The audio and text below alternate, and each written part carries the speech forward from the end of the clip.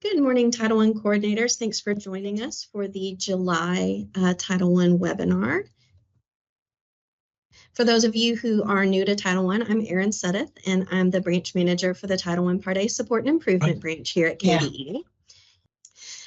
If you have any questions or comments about the presentation today, those of you who are joining on Teams, if you want to put those in the chat or use the raise hand feature, you can do that. You can also send those to my email, which is erin.suddeth@education.ky.gov.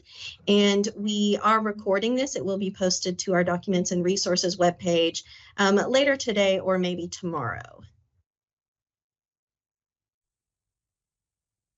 If you weren't able to watch the June webinar, we had several announcements and reminders, and then our main focus was going over some reminders and some tips about completing the fiscal year 2025 GMAP application. Even though it wasn't open at that time, we wanted to go ahead and get everybody ready to start working on that. And I heard from several of you, both via email and on our webinar feedback survey, that you found that information that was shared really useful. So that was great. So if you missed it, definitely go back and check that out. So for today, I've got a number of announcements for you, some professional learning opportunities that are coming up in the fall. And then I'm also going to be sharing how you can use plans to help stay on track in meeting all the various program requirements of Title I. And then I've also got some information about safeguarding assets purchased with Title I funds, things like inventory. And that was actually a topic request from our webinar feedback survey a few months ago. So I'm glad that I'm able to share that with you. Okay, like I said, a lot of announcements and reminders. So up first, as I just mentioned, the 2025 consolidated application is now open in GMAP. That is due on August 30th, so you still have a little over a month to get that done. And as I just mentioned, it was the focus of the June webinar, so be sure to go back and watch that. And don't forget, we also have the GMAP training video series that's on our webpage. And I believe last month I shared that I was in the process of updating all of the help pages that are in GMAP. That has been done, so you can also reference those as you're working to complete your application. And of course, if you have any questions, reach out to your assigned Title I consultant and they can help you. The final federal cash request submission for FY 2022 funds, that's Project 310I, that is due to KDE by August 30th. So be sure you're checking in with your finance officer and making sure that all of those requests have been submitted. Registration is now open for our statewide federal programs training. That's going to be held September 10th through the 12th. It's full day training from 8:30 to 4:30, and it's at the Central Bank Center in downtown Lexington. We've been providing this training for a couple years now. We always provide it at no cost to the districts, and we always have the Brewman Group come and do that training. So if you're new to us, the Brewman Group is a legal firm, and they're nationally recognized for federal grants management and education, regulatory and legislative practices. Now, this is the same content being offered over the 3 days, so you only need to attend 1 day. And I want to point out that this is not going to be a repeat of trainings from previous years. There are going to be some topics that are presented again that people need to hear. There's also going to be legislative updates, a deeper dive into selected topics, and the people who will benefit from this are the district staff who are responsible for oversight and administration of federal education programs and compliance with legal requirements. So it's going to help you to build a strong foundation in federal programs and just stay current on all the hot topics. We strongly recommend that the district superintendent, finance officer, and federal programs coordinator attend. We're going to keep this registration open until all of the available seats are filled, but I recommend going ahead and registering early to ensure that you get your preferred day for the training, as well as a hotel room for those of you who are eligible, and all of the information about that is in that registration link. Registration is also open for the Continuous Improvement Summit. That's September 23rd and 24th, also at the Central Bank Center. This training is going to give you the opportunity to explore a variety of topics and engage in conversations that will enrich your understanding of continuous improvement. So to receive the early bird pricing, you want to make sure that you register before September 2nd. And if you want to look at the full announcement with all of the details about this event, just click on that July 15th Commissioners Monday message link in the PowerPoint. We always like to take a look at our timeline for making sure you're on track to meet the 15% carryover requirement. This is for the 310K funds. We want to make sure that 85% of them have been obligated by September 30th. So remember, these aren't percentages required by ESSA. These are just kind of estimates. So by the end of July, about 73% should be obligated. So if you are significantly below that point, make sure that you're meeting with your finance officer to ensure that you're going to be on track to meet that carryover requirement. You're not going to need to request a waiver. It is okay if you've spent or obligated more than what's on this table, but again, you just want to make sure that you're taking a closer look if it's significantly less. And if it is significantly less, you might want to consider just increasing how frequently you monitor expenditures, maybe set up more meetings, have more regular conversations with your finance officer, more communication with principals about school level spending, things like that. I'll probably be sending out some reminder emails in the coming weeks to districts who have drawn down less than 85% funds. Remember, that's the only number that I have access to. I can't see what you have just spent and not requested or what you've encumbered, things like that. So those are just reminder emails, me checking in to make sure that you're aware and that you're going to meet that requirement. But your data is going to be more accurate and up to date than what I have. We've also had some updates to our open project quick reference table. I've removed project 310I, and I just mentioned a minute ago that the only date left for that is that final federal cash request due on August 30th. And you can also see that at the bottom, I've added project L for school year 24-25. The main deadlines that you want to keep on your radar that are just around the corner, we've got September 30th. There are two different things happening on that day. You want to be sure that all of your 310J funds have been obligated, meaning spent or encumbered, and that at least 85% of 310K funds have been obligated or that you've requested a carryover waiver. And then November 15th is the deadline to submit the final federal cash request to KDE for 310J. So again, just check in with your finance officer and make sure that you are good to go and meet all of these deadlines. Our July newsletter is available on the Documents and Resources webpage. We had a lot of great articles there. Up first was developing plans to spend your homeless set-aside funds. This is a fairly common monitoring finding that we have about these funds not being spent, so definitely give that a read.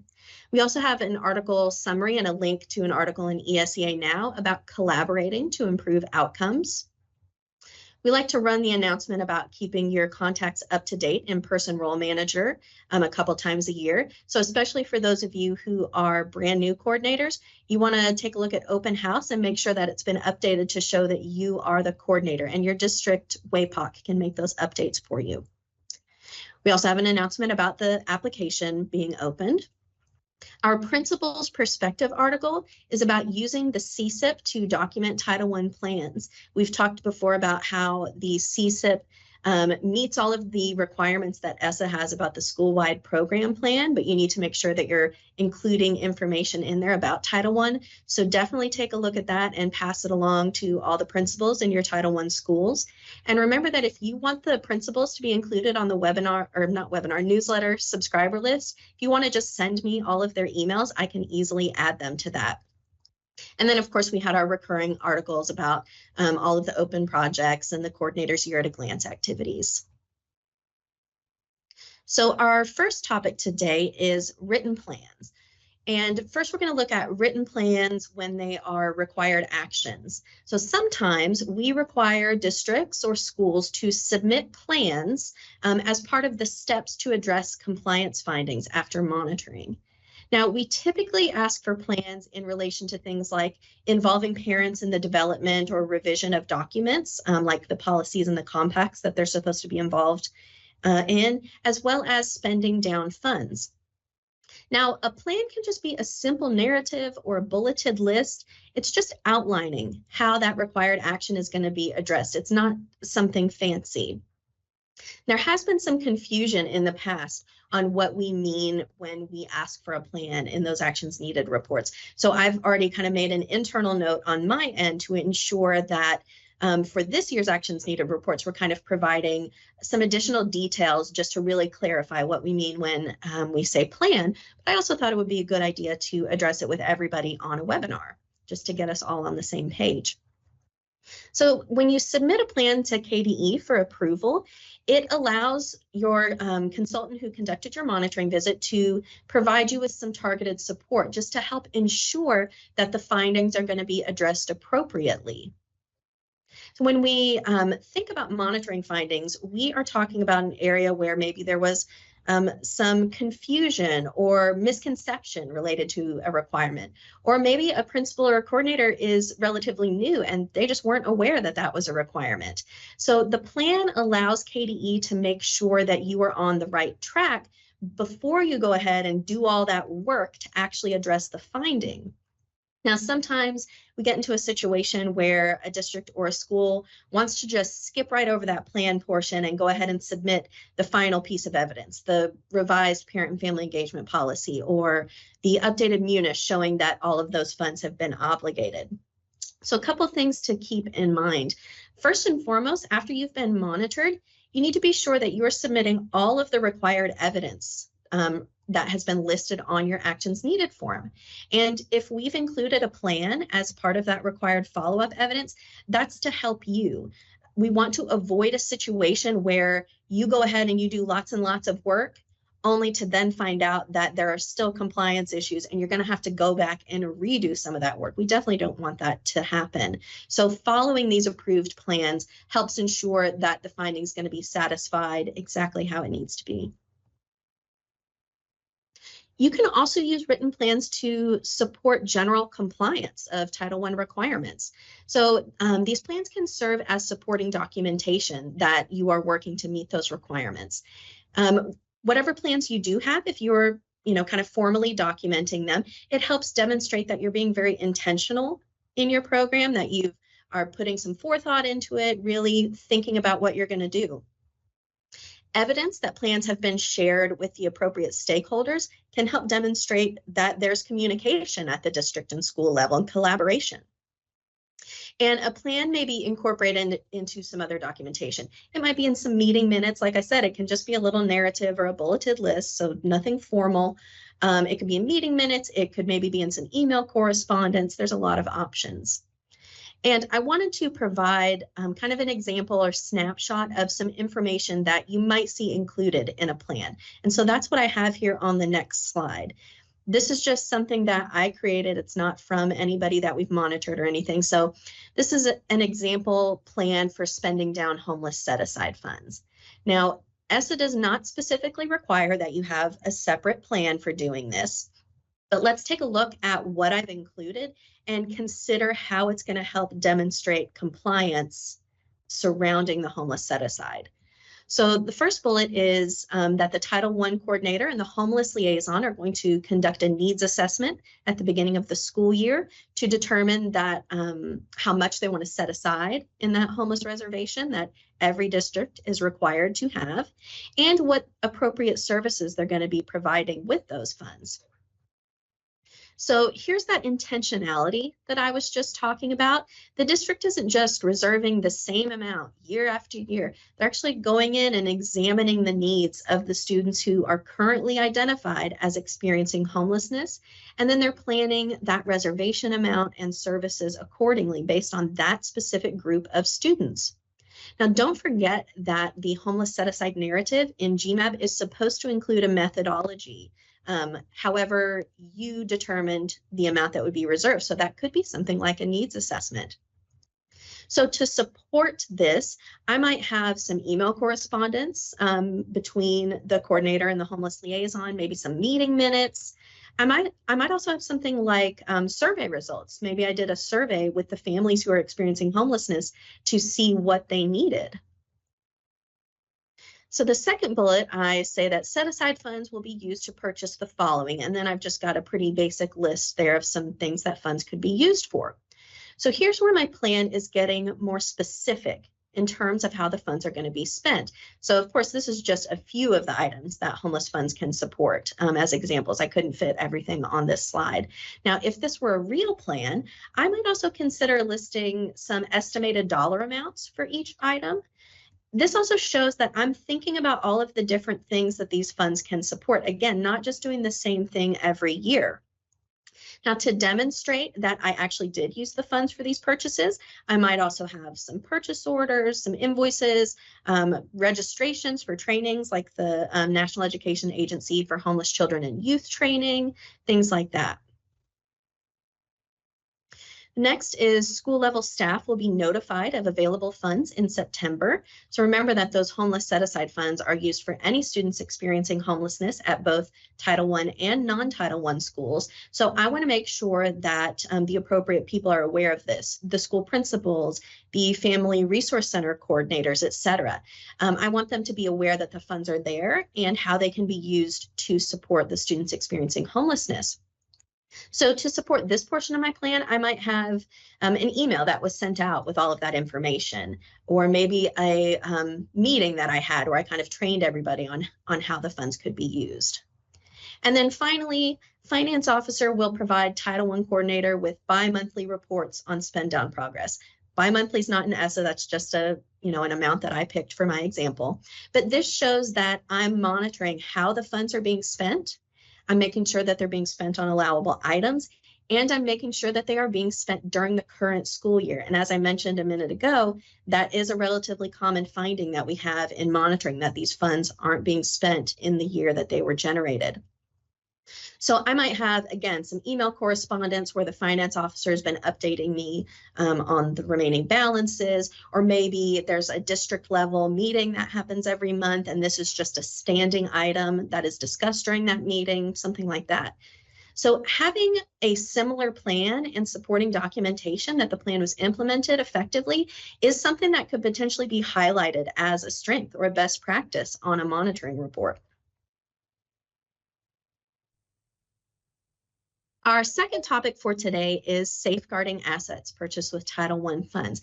And first of all, I'd like to point out that although I'm focusing specifically on Title I funds, these requirements actually apply to all federal funds. So I know we actually have a few KDE people from some of our other title programs who've tuned in this morning just so they can get this information as well. And I've also told them that the recording is posted because we want to make sure that everybody's on the same page. And I already told you earlier that this topic was requested via our webinar feedback survey a few months ago. And we have looked at this information before, but it's been a couple of years, and I know a lot of you are new to Title I since then. So districts who receive Title I funds or other federal funds are responsible for maintenance of fiscal management systems, and those systems need to align and comply with federal system management requirements. So any assets that are purchased with Title I funds need to be adequately safeguarded. And one of the reasons for that is to ensure that they're used solely for authorized purposes. And that comes from the Uniform Grant Guidance to CFR 200.302. So you need to have internal controls in place. A really basic example of that would be an inventory of Title I purchases. And district staff should be able to explain how assets purchased with Title I funds are safeguarded. So for example, when we monitor, you might provide us with a written policy, but you should also be able to kind of talk us through it. So why do we need to safeguard assets? Well, there's a lot of reasons. First of all, it's preventing loss, damage, and theft. If you aren't tracking these items, then you have no idea what condition they're in or if they're even still in the district. It also discourages unauthorized use. As I mentioned on the previous slide, these items purchased with Title I funds should be used for the Title I program. Safeguarding assets assists districts in determining if they need to purchase additional items or avoid acquisition of unnecessary or duplicate items. So if you're able to quickly check the condition of, say, the Chromebooks that you purchased with Title I funds, you can more accurately determine if new devices are needed.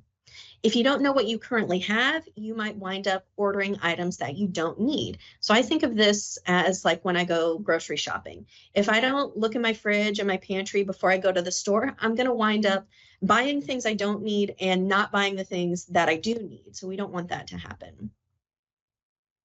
It also helps demonstrate that purchases are reasonable, allocable, and necessary. We know that all of our purchases need to meet those requirements. So if a school or a district is making an investment in a purchase, such as some sort of computing device or other what we call pilferable item, kind of the things that are easily stolen, but that school or district makes no effort to keep track of the items, and that results in frequent loss, damage, theft, etc., the reasonableness and necessity of the purchase could eventually be called into question. If an item is intended to last more than a year, it wouldn't be reasonable to purchase a new one every year simply due to a lack of internal controls. Similarly, if an item is necessary for program implementation, there should be measures taken to ensure that it's in good condition, it's in the correct location so that it can be used to implement that program. And if an item's deemed not reasonable and not necessary, then it's not going to be allocable to the Title I Part A program, and you shouldn't be using Title I funds for it. And safeguarding assets also complies with general procurement standards that are in 2 CFR 200.318. So what exactly needs to be safeguarded?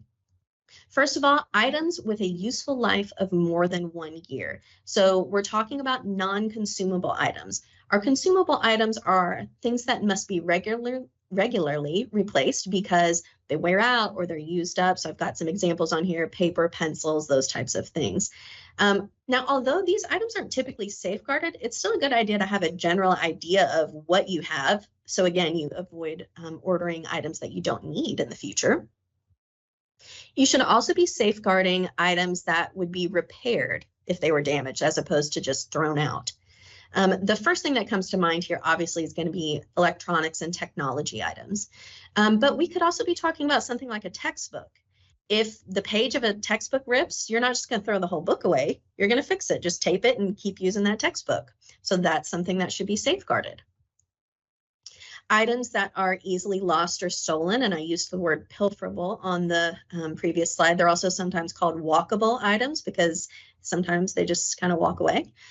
So think of those things that could be easily slid into a bag or a backpack, cameras, calculators, tablets, Chromebooks, etc. And then valuable items. Up first, we have equipment, and the official definition of equipment is tangible property with a useful life of more than 1 year and a per unit acquisition cost of $5,000 or more. And I'm going to give you some more information on equipment in just a minute. The next valuable item would be computing devices, and that's any machine that is used to acquire, store, analyze, process, and publish data or other information electronically. So obviously Chromebooks, tablets, calculators, printers, all of those things. And then supplies. Here, we're not talking about office supplies like the paper and pencils I mentioned a minute ago, but tangible property other than equipment, so meaning it's got that per unit acquisition cost of less than $5,000. Something like textbooks would be an example of a supply, and certain office supplies. So how do we go about safeguarding these things? Well, the very first thing that you need to have is a written process detailing how items will be safeguarded. And you can refer to our Safeguarding Assets purchased with Title I Part A funds for additional information and some guiding questions that you might want to include. Remember, when we're talking about a process like this, it's not just a statement that says, we will safeguard our assets. It's actually giving us the steps of how you're going to do that. You can also maintain an inventory.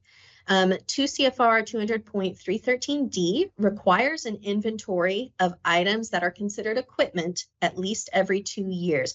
Remember, equipment is going to be those things that cost more than $5,000 per item. And Uniform Grant Guidance goes further and actually specifies the exact information that needs to be included in that inventory. And I've listed it on the slide. It's also available on that Safeguarding Assets resource. So you need to have a description of the item. What is it? Its serial number, funding source, probably going to be Title I Part A for most of us, the federal award identification number and percentage, the vendor that provided this item, the acquisition date, when did you get it, the unit cost, location, use, condition, the date that the item was reported on the inventory, and any information related to eventual transfer, replacement, or disposition of that equipment. So there's a lot of information that needs to be included there. Schools must maintain oversight over items purchased with Title I funds. So maintaining an up-to-date inventory helps provide control over these assets that were purchased with program funds, as well as accountability that all of the purchases are being used appropriately. The inventory should be reconciled on a regular basis to update information, particularly the location and condition of the items. And so we saw in the grant guidance, it's at least every 2 years, but you might want to do it every year just to make sure you're keeping very close track of these things. Another method for safeguarding would be tagging or labeling Title I purchases. This is strongly recommended for computing devices, supplies, and those other pilferable items that aren't technically equipment, but like I said, are, easy to just kind of disappear. This is not required by KDE, but it may be required under your district policies. So tags and labels should be permanent in nature, permanent marker, using a label maker, something like that. They should also be done in a manner that allows the item to quickly be identified as property of a federal program. So you're not going to need to put all of that inventory information on a tag, but we want to be able to quickly say, oh, Title I funds purchased this. And the Safeguarding Assets resource includes some suggested information that you might include on a label. Okay, so that's going to wrap up all of the new information today. So I'm going to check and see if we have any questions that have come in. So again, you can use the chat or the raise hand feature in Teams, and I'll look at email really quickly. And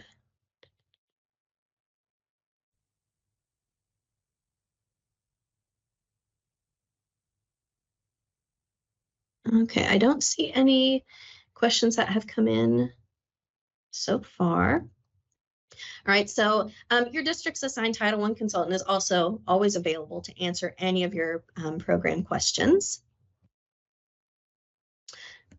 Be sure to mark your calendar for Thursday, August 29th at 10 a.m. Eastern. That is our next Title I webinar. And we do value your feedback. We want to learn more about what is helpful to you and what you'd like to see more of in monthly webinars, such as safeguarding assets and inventory information. So any of that feedback can be submitted through that anonymous webinar feedback survey. That's on the slide that you received. It's also always in our monthly newsletter.